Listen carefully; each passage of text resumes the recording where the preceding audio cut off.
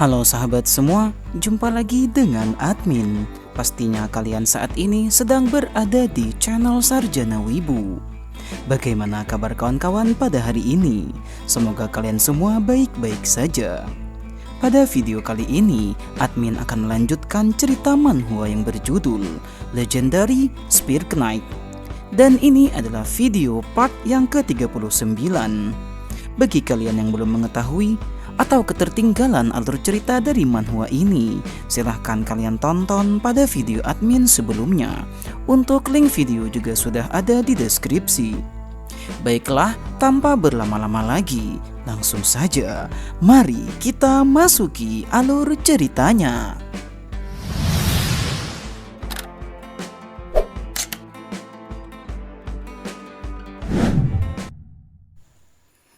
Cerita kemudian berlanjut pada chapter kali ini.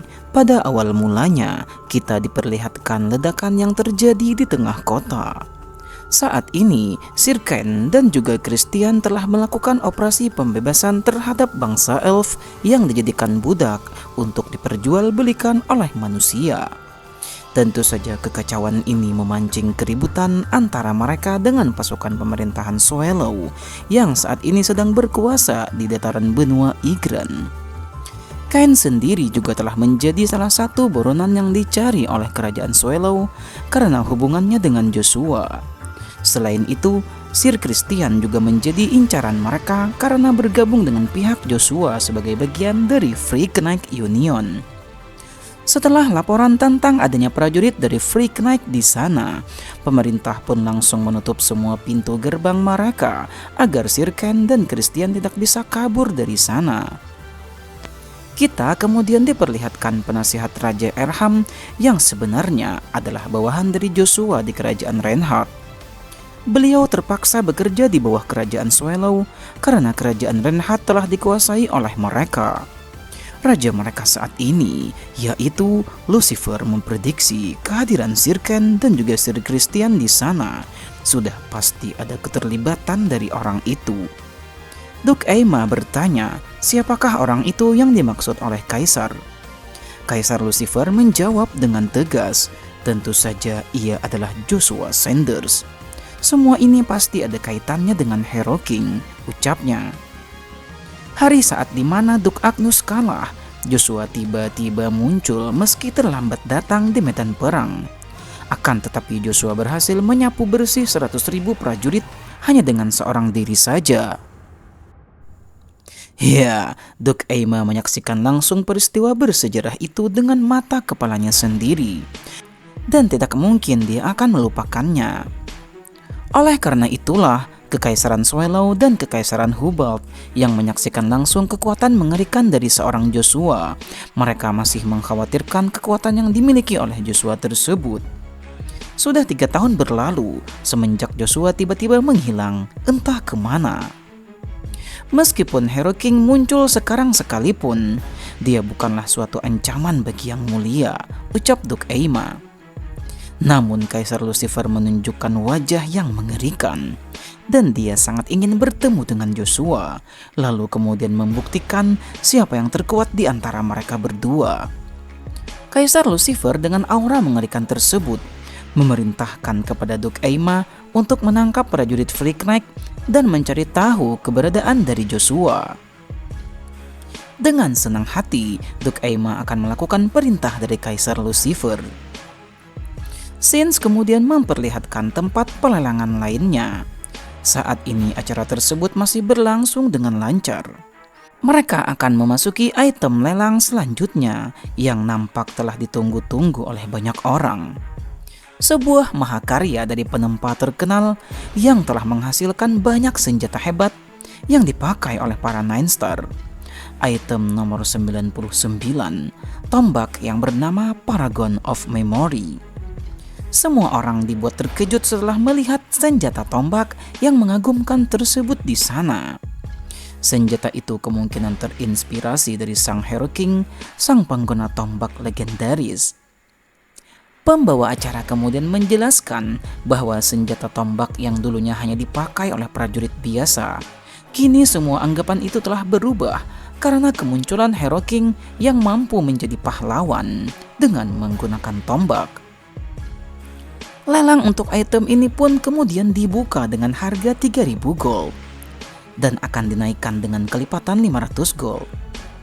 Dalam sekejap, orang-orang kemudian menawarkan harga terbaik untuk item itu, 4.000 gold hingga 5.500 gold. Zero, ketua cabang Mondors yang juga ada di sana, kemudian diberi pertanyaan oleh teman di sebelahnya. Apakah tidak masalah kamu berpakaian mencolok seperti itu? Mengingat misimu adalah menjadi mata-mata di sini. Rupanya, pertanyaan tersebut disampaikan oleh Ikarus, kepala militer ahli strategi keluarga Joshua. Zero mengatakan kepada Ikarus bahwa kecantikan yang dimiliki olehnya untuk saat ini telah sulit untuk disembunyikan. Dia kemudian menyerahkan sebuah kartu. Dengan kartu tersebut, kau akan menemukan apa yang kau cari di sini, ucap Zero kepada Ikarus. Zero tidak bisa menemani Ikarus secara langsung karena ada tempat lain yang harus ia datangi. Ya, meskipun berada di wilayah musuh, namun bar tersebut masihlah beroperasi dengan baik. Memang benar kalau tempat yang paling gelap adalah di bawah tempat lilin itu sendiri, ucap Ikarus. Zero memperingatkan kepada Ikarus, sangat berbahaya jikalau dia berjalan-jalan bebas secara terbuka seperti ini. Akan tetapi, Ikarus tentu saja sudah mengetahui resikonya. Namun ia telah belajar dari Joshua bahwa dia tidak pernah bersembunyi meskipun sedang menghadapi musuh yang lebih kuat sekalipun. Dia adalah orang yang tidak pernah menyembunyikan keberadaannya, ucap Ikarus dengan wajah rindunya terhadap Tuan Joshua yang telah menghilang sejak 3 tahun yang lalu. Saat ini, item tombak tersebut telah ditawar oleh orang lain dengan harga 20.000 gold. Dan tidak ada lagi orang yang menaikkan harga untuk item tersebut. Ikarus kemudian mengangkat nomor undangannya dan dia menaikkan harga untuk item itu 5 kali lipat, yaitu menjadi 100.000 gold. Orang-orang yang ada di sana pun menjadi terkejut. Tawaran itu sangat tinggi dan tidak mungkin ada orang lain yang dapat menandingi tawaran tersebut. Dengan ini, maka Ikarus berhak untuk membeli item tombak tersebut dengan harga 100.000 gold. Dalam sekejap orang-orang yang ada di sana memberikan tepuk tangan yang meriah kepadanya. Ikarus membeli item tersebut untuk mempersiapkan hadiah ulang tahun bagi Tuan Joshua. Sebagai kepala militer, aku sudah sepantasnya menyiapkan hadiah terbaik untuknya, ucap Ikarus. Scenes kemudian berpindah memperlihatkan Sir Kain yang saat ini sedang dikepung oleh para prajurit Kekaisaran Swallow.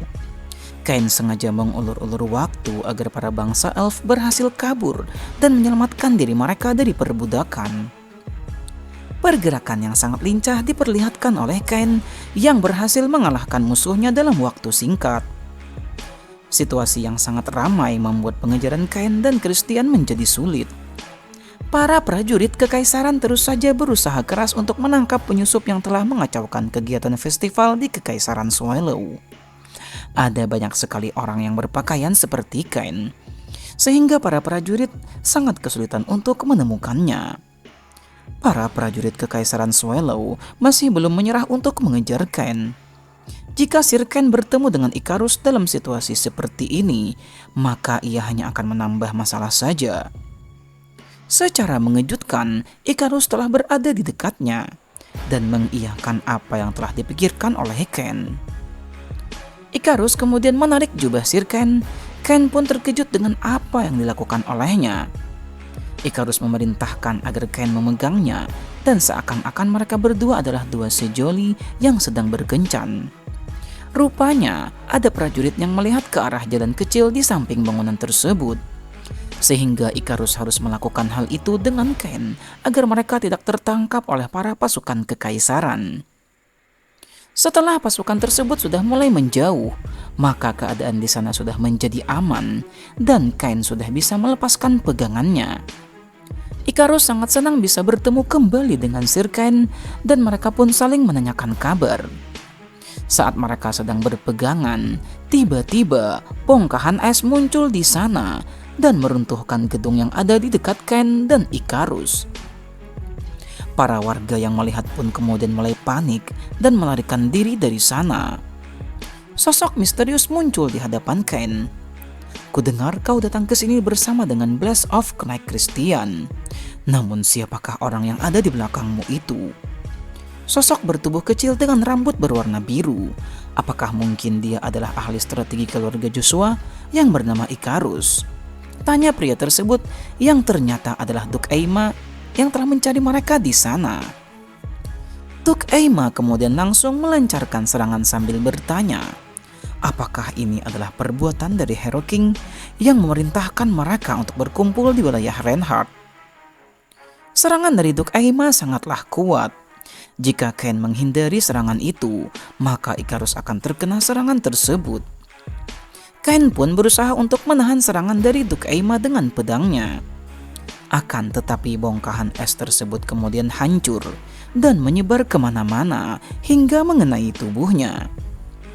Ken pun terkena pecahan es yang telah dilancarkan oleh Duke Aima di sana. Sebelum cerita ini berlanjut, kita kemudian diperlihatkan penjelasan tentang karakter yang memperoleh gelar baru. Perang benua yang terjadi pada 3 tahun yang lalu telah melahirkan beberapa nama besar. Kekaisaran Swallow dan Kekaisaran Hubalt menjadi negara terkuat yang ada di benua Igran saat ini, dipimpin oleh Lucifer the Broodhaven dan Jector the Martial Emperor. Selain itu, terbentuk juga suatu kelompok yang terdiri dari beberapa kerajaan yang telah runtuh karena perang yang telah terjadi. Dan kerajaan itu dipimpin oleh raja yang tidak diketahui identitas aslinya. Namun di atas itu semua ada Joshua Sanders, the Hero King. Jalan yang diambil oleh Joshua penuh dengan kemuliaan dan terus mendapatkan kejayaan. Akan tetapi semua itu menjadi sia-sia saja. Ada banyak orang yang kehilangan nyawa, tapi ada juga beberapa nama besar muncul ke permukaan. Kita kemudian diperlihatkan kembali pertarungan yang terjadi. Duke Aima saat ini telah dinobatkan sebagai salah satu dari Nine Star yang baru. Sir Ken saat ini telah dinobatkan sebagai salah satu dari Superhuman, satu tingkat berada di bawah Nine Star. Serangan dari Duke Aima menggunakan aura yang sangat kuat, sampai-sampai bisa menghancurkan aura pertahanan milik Sir Ken. Cahaya menyilaukan kemudian muncul dari atas sana, dan Sir Ken mendapatkan support dari Sir Christian. Duke Aima berpikir akan sangat sulit jika harus menghadapi Sir Ken dan si Paladin sekaligus untuk saat ini. Ken yang pulih kembali kemudian bergerak dengan cepat menyerang Duke Aima. Bentrokan serangan terjadi di antara keduanya. Sungguh aura yang sangat kuat diperlihatkan oleh kedua orang tersebut di sana. Nampak pedang milik Duke Aima tergores akibat serangan yang dilancarkan oleh Sir Ken. Duke Aima kemudian mengeluarkan kekuatan esnya dan membuat pedang dari Sir Ken menjadi beku. Tidak hanya sampai di situ saja, tubuh Sir Ken juga ikut berubah menjadi bongkahan es. Ken bertanya kenapa auranya bisa berubah menjadi es. Dan ternyata itu adalah true aura milik Duke Aima. Teknik ini tidak hanya mengubah aura saja, tapi ini adalah teknik yang sangat luar biasa. Bisa mewujudkan apapun yang diinginkan oleh penggunanya. Sir Christian kemudian muncul dari atas sana dan berkata, "Sombong sekali, bukan hanya kau yang bisa menggunakannya." Sir Christian mengarahkan pedangnya kepada Duke Aima. Saat ini Sir Christian juga telah menjadi superhuman yang baru.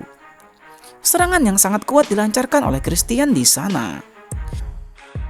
Duke Aima cukup terkesan dengan skill darinya yang mampu menetralkan aura milik Duke Aima. Sir Christian menjelaskan kalau Pak Tua itu mengikuti mereka ke wilayah Erham, dan ia harus mendengarkan pembicaraan dari Pak Tua itu terlebih dahulu sebelum sampai di sana, ucap Sir Christian. Entah siapa Pak Tua yang ia maksud tersebut. Ken pun terkejut dan bertanya, jadi memang benar suara itu tadi adalah suara dari Master. Duke Aima yang mendengar pembicaraan mereka kemudian berkata, "Sepertinya aku juga harus meminta bantuan kepada orang lain karena guru kalian juga ikut ke sini."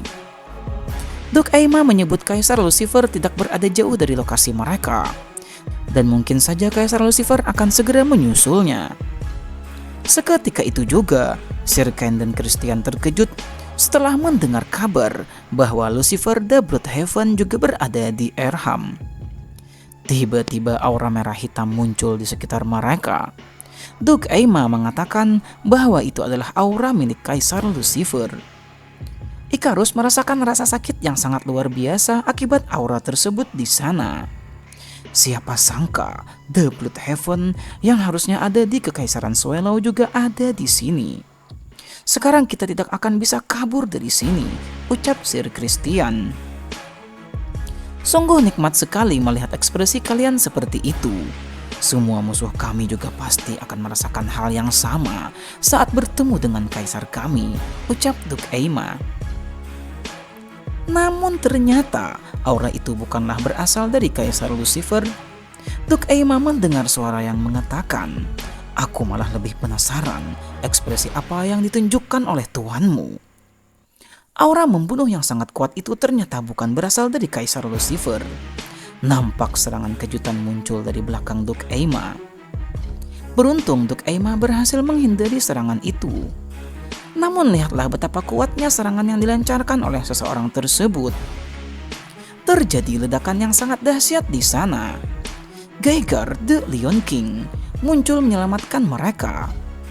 Geiger yang dulu pernah menjadi Raja Reinhardt tiba di sana. Dia juga adalah master dari Christian dan juga Sir Ken. Mereka kemudian berencana untuk bertarung melawan Duk Aima, lalu kemudian melaksanakan misi bersama-sama di tempat itu. Namun Geiger meminta agar mereka bertiga bergerak lebih dulu, karena kemungkinan Lucifer the Heavenblood akan segera tiba di sana. Sir Ken tidak ingin meninggalkan masternya sendirian di tempat itu. Saat pembicaraan sedang berlangsung, tiba-tiba aura biru yang sangat besar muncul dari reruntuhan gedung itu di sana. Duk Aima mewujudkan auranya menjadi seekor naga raksasa. Hari ini akan menjadi hari kematian kalian. Aku tidak akan membiarkan satupun dari kalian kabur dari sini, ucap Duk Aima. Aura naga milik Duk Aima kemudian bergerak dengan cepat ke arah mereka. Geiger the Lion King juga mengaktifkan true auranya. Tentu saja ini akan menjadi pertarungan yang sangat menarik antara mereka berdua. Aura milik Geiger berhasil menerkam aura naga milik Duk Aima. Duk Aima menghina Geiger karena mewujudkan auranya menjadi seekor binatang buas yang merupakan simbol dari kekejaman dan kebrutalan. Geiger kemudian berbicara kepada Ken lewat telepati. Tujuan mereka di wilayah Reinhardt bukan hanya untuk mengumpulkan informasi saja. Kali ini ada kemungkinan besar kita akan menemukan Joshua. Mendengar perkataan tersebut, Ken langsung terkejut dan sadar diri. Oleh karena itulah, dalam sekejap ia pun kemudian menarik Ikarus dan mengajak Sir Christian untuk segera menyelesaikan urusan mereka di tempat itu. Sir Ken sangat khawatir dengan masternya, namun mereka juga harus melakukan sesuatu dan segera menemukan Joshua. "Bertahanlah master," ucap Ken di dalam hatinya. Duk Aima kemudian bergerak dengan cepat dan tidak akan membiarkan mereka kabur begitu saja. Tentu saja Geiger juga bukanlah orang yang bisa untuk dilewati dengan mudah. Geiger berhasil menahan pergerakan yang dilakukan oleh Duk Aima. "Dulu kau sendiri yang kabur dari medan perang, tapi apa yang membawamu kembali ke sini sekarang? Setidaknya aku akan memenggal kepalamu di sini," ucap Duk Aima. Scenes kemudian berpindah memperlihatkan sebuah tempat yang tidak berpenghuni. Sir Ken dan kawan-kawan berhasil menemukan terowongan menuju jalan rahasia. Mereka kemudian menjelajahi ruangan bawah tanah tersebut dengan menggunakan catatan yang telah diberikan oleh pihak Monsdor. Sir Christian bertanya, memangnya informasi apa yang telah diberikan oleh Monsdor hingga mereka dibawa hingga ke ruangan bawah tanah tersebut. Ikarus tidak bisa menyebutkan secara detailnya saat itu. Tapi satu hal yang pasti, mereka menemukan jejak terakhir yang ditinggalkan oleh Tuan Joshua. Jika hal itu memang benar, maka mereka yakin tidak akan sia-sia berada di sana. Ikarus juga mengkhawatirkan Geiger yang saat ini sedang bertarung melawan Duke Aima. Jika memang Kaisar Lucifer datang, kemungkinan Geiger akan kalah. Sir Ken mencoba menenangkan Ikarus dan menjelaskan kalau Geiger tidak akan kalah semudah itu. Sir Ken menjelaskan kalau Geiger telah mengajarkan kepada dia dan juga Christian tentang teknik berpedang selama 3 tahun ini. Berkat Master Geiger lah, Ken dan Christian berhasil menjadi manusia super dan menguasai aura. Ken bertekad untuk terus bertambah kuat dan mendapatkan kekuatan yang besar demi melindungi Tuan Joshua. Saat mereka meneruskan perjalanan di sana, tiba-tiba muncul retakan dimensi. Entah apa yang akan terjadi di tempat itu. Apakah itu adalah jebakan ataukah sesuatu yang akan menghantarkan mereka kepada Joshua? Menarik untuk kita nantikan bagaimanakah lanjutan ceritanya. Nantikan lanjutan ceritanya pada video admin berikutnya. Dan ini adalah akhir dari cerita pada video kali ini. Bagaimana menurut kalian cerita pada video kali ini? Silahkan kalian tulis pendapat kalian di kolom komentar. Jangan lupa untuk selalu mendukung channel ini dengan menekan tombol subscribe bagi kalian yang belum subscribe channel ini. Like video ini jika kalian suka, serta bagikan video ini kepada teman-teman kalian. Baiklah, sampai di sini dulu perjumpaan kita pada video kali ini. Admin izin pamit undur diri dan admin ucapkan terima kasih banyak.